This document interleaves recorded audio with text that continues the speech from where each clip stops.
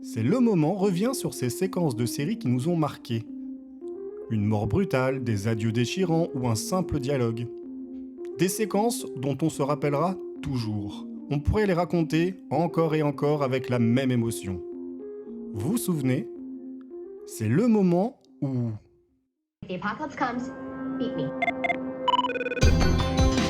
I am the danger. You have to go back, kid. Winter is coming. Everybody lies. Come with the king, you best not miss. L'année 2023 a été marquée par une grève importante des scénaristes américains, mais aussi des acteurs et actrices. Les deux corps de métier réclamaient une augmentation des salaires, notamment pour les revenus en streaming, une meilleure protection des droits et de leur image, mais aussi contre l'intelligence artificielle. L'IA générative est un nouvel Eldorado pour nos sociétés, avec les risques que peut représenter une telle nouveauté. Elle peut simplifier et automatiser certaines tâches, et conduire aux pires dérives. Les acteurs et actrices comme les scénaristes ont eu bien raison de faire valoir leurs droits, quitte à faire caler toute l'industrie. Qu'on s'enthousiasme ou qu'on la craint, l'IA est déjà parmi nous. Alors, pas comme dans Terminator avec Skynet, enfin pas encore. Hollywood n'a pas attendu et des outils existent déjà pour écrire, créer, monter et promouvoir. Scriptation AI génère des scénarios, MuseNet compose de la musique, Synthesia crée des effets numériques et même des personnes. Pictory va monter automatiquement votre bande-annonce, DeepDub vous permettra de doubler en plusieurs langues. De là à dire que bientôt, une personne va pouvoir créer seule un film ou une série du début à la fin avec comme seul talent la rédaction de prompts descriptifs, il n'y a qu'un pas. Par exemple, aujourd'hui, nous vivons dans un monde où l'intelligence artificielle n'est plus un fantasme, mais une réalité bien présente. Des robots intelligents qui envahissent nos foyers, aux algorithmes qui dictent nos choix, l'IA est partout. Mais que signifie vraiment cette révolution technologique pour notre humanité ? C'est à travers le prisme de la série culte Le Magicien que nous allons explorer ces questions. Dans l'épisode Henry VIII, diffusé en 1987, nous découvrons un robot à la fois fascinant et inquiétant, capable de raisonner et de ressentir. Alors, que pouvons-nous apprendre de cette série des années 80 sur l'IA d'aujourd'hui ? Henry VIII peut-il nous éclairer sur les dangers et les potentialités de cette technologie qui bouleverse notre monde ? C'est le moment où... Voilà ce qu'une IA, ici Gemini de Google, est capable de faire pour peu qu'on lui donne les bonnes indications. Et vous n'entendez qu'une partie du résultat, car j'ai même eu le droit au mettre bruitage d'ordinateur, insérer musique intrigante, musique de transition, etc. Il y a un côté fascinant évident de voir ce que la technologie est capable de réaliser aujourd'hui, et un aspect super flippant de voir ce que la technologie est capable de réaliser aujourd'hui, tout en remarquant la marge de progression exponentielle du bazar.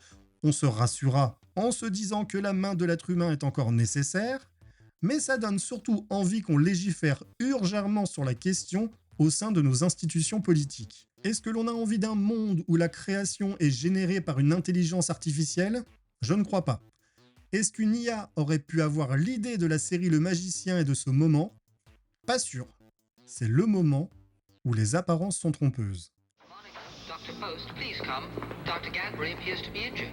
Oh my god! I want a deactivation team here now. Not an accident. Henry just killed Dr. Gadbury. Henry? Kill? No. No, Henry cannot kill. Monica? Tell them. Henry can... Blood.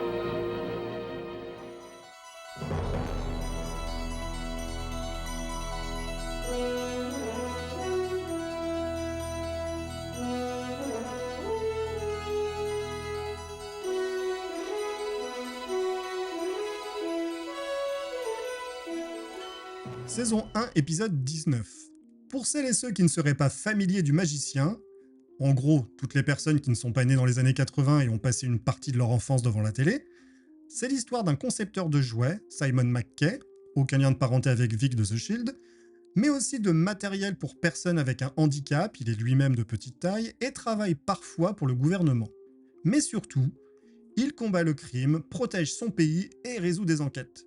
La série fait un peu partie de cette mode qui mettait des quidams en super enquêteurs, Jonathan et Jennifer Hart de L'amour du risque, vous savez, les justiciers milliardaires, MacGyver, Jessica Fletcher de Arabesque, Plus tard, on a eu le droit à l'écrivain dans Castle, le mentaliste dans The Mentalist, mais la plus intéressante et confidentielle sur ce thème fut peut-être Wisdom of the Crowd, qui imaginait une sorte d'app réseau social destiné à aider la police où tout le monde devenait des enquêteurs potentiels. De quoi ajouter un métier à la liste de François Truffaut. Mais je m'éloigne du sujet. Donc un inventeur de jouets redresseur de tort, pourquoi pas. Il est accompagné dans ses péripéties d'un acolyte, agent du gouvernement, aussi chargé de sa protection, et de sa femme de ménage. Et le gimmick de la série, c'est sa façon de se sortir des embrouilles avec l'aide de ses inventions, qu'il transporte dans un sac aux propriétés similaires à celui de Mary Poppins. Enfin, ça, c'est quand on y réfléchit 2 secondes, parce que ce n'est jamais dit évidemment. Cette série, c'est clairement un fantasme de gosse, pensez. Partir à l'aventure et combattre les méchants à l'aide de ses jouets. On l'a tous rêvé, le magicien l'a fait. Dans cet épisode, Simon McKay se rend dans un laboratoire de recherche cybernétique pour tenter de faire la lumière sur une accusation à tort. Sauf que l'accusé est un robot, Henry le 8. Ce qui nous intéresse ici, ce n'est pas l'enquête en elle-même ou sa résolution, qui reste plutôt maligne sans être non plus renversante. Enfin, suffisamment pour que CSI Vegas, la dernière itération en date de la franchise, sorte de séquelle à l'original, utilise une intrigue identique dans sa 3e saison. Mais vraiment identique. Avec des robots un peu dépoussiérés. C'est à la fin de l'ouverture, quand on découvre le corps du professeur Gadberry. Henry est paniqué, impuissant devant le corps inerte, on rappelle que c'est un robot, et d'autant plus quand on l'accuse de l'avoir tué. Il se défend que non, il ne peut pas faire une chose pareille, lève un de ses bras et découvre sa main recouverte du sang de la victime. On peut sentir tout le désarroi, l'incompréhension, la confusion de la machine, bien aidé par le jeu de Roddy McDowall, qui a notamment joué dans Vampire, vous avez dit Vampire, Fright Night en VO. Mais c'est surtout ce que produit l'image qui marque. Elle est capable de nous faire ressentir de l'émotion pour une machine, de nous la rendre vivante. Un peu comme les tentacules du Dr Octopus dans Spider-Man 2, même si Sam Raimi y parvenait en se passant de mots et qu'on les trouvait vachement moins sympathiques. Les sortes de mimiques du robot la rendent particulièrement vulnérable, et on finit par reproduire les mêmes sentiments que devant une personne qu'on sait être innocente. Dans l'histoire des séries, le magicien ne figure pas parmi les plus innovantes, les plus intenses, les plus bouleversantes.